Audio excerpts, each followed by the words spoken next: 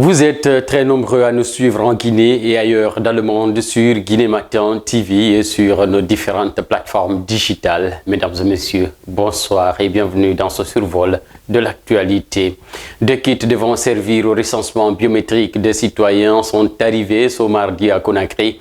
Ce matériel a été réceptionné à l'aéroport international Ahmed Sékou Touré par le Premier ministre Bahouri, avec à ses côtés le ministre de l'administration du territoire et de la décentralisation.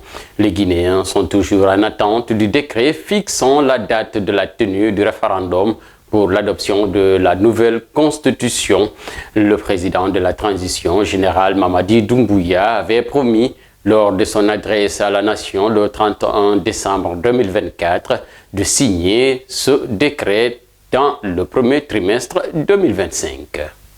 La grâce accordée à Moussa Dadis Camara est un affront à la justice et à la mémoire des victimes du massacre du 28 septembre 2009. Ces mots expriment la profonde indignation de la FIDH, de l'OGDH et de l'AVIPA. Dans une déclaration conjointe, ces ONG ont estimé que le pardon accordé à Dadis Camara est une décision qui met en péril le processus de justice en cours au mépris des victimes de ce massacre. Le capitaine Moussa Dadis Camara purgeait une peine de 20 ans de prison pour crimes contre l'humanité. Il était en détention à la maison centrale de Conakry depuis le 27 septembre 2022.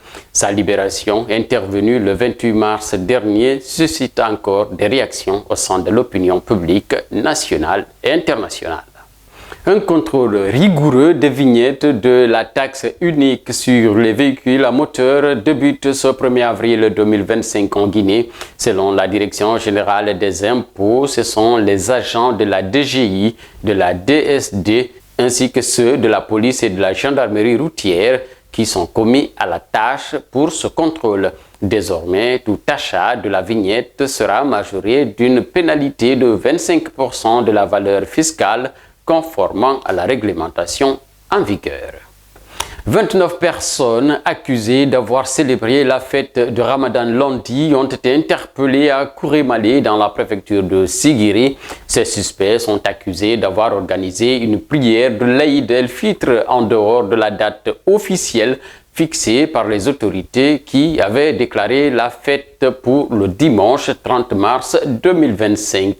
Ils ont été conduits au commissariat central de police de Sigiri pour y être auditionnés. Le procureur de la République près le tribunal de première instance de Sigiri qualifie les faits poursuivis contre ce groupe d'individus de rébellion contre la décision de l'État. Ainsi s'achève ce flash d'informations sur Guinée Matin TV. Merci d'avoir été des nôtres. Excellente journée à vous.